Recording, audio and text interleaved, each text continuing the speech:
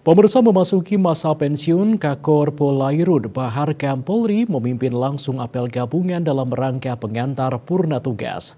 Irjen Pol Indra Misa pada kesempatan apel gabungan tersebut langsung bertatap muka dan berpamitan kepada seluruh anggota Korpolairut.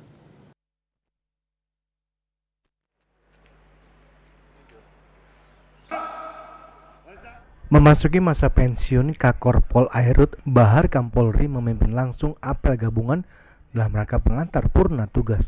Irjen Pol Indra Miza pada kesempatan apel gabungan tersebut langsung bertatap muka serta berpamitan kepada seluruh anggota Korpol Airut.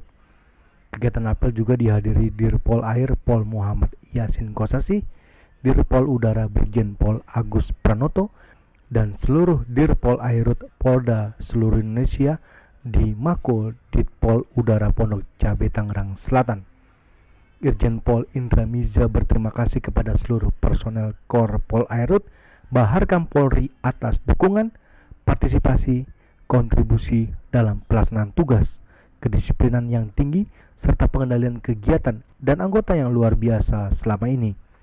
Ia juga mengatakan kepada komandan kapal dan seluruh ABK yang tanpa kenal lelah dan tanpa rasa takut mengarungi lautan demi terciptanya Kamtipnas di wilayah lautan, serta juga kepada awak pesawat yang tidak gentar menghadapi segala macam cuaca.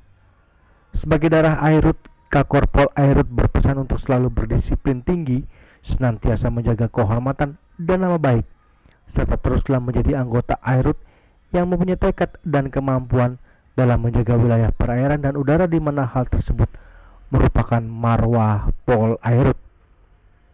Itu suka maupun duka, banyak komunikasi antara kita, banyak sentuh-sentuhan antara kita.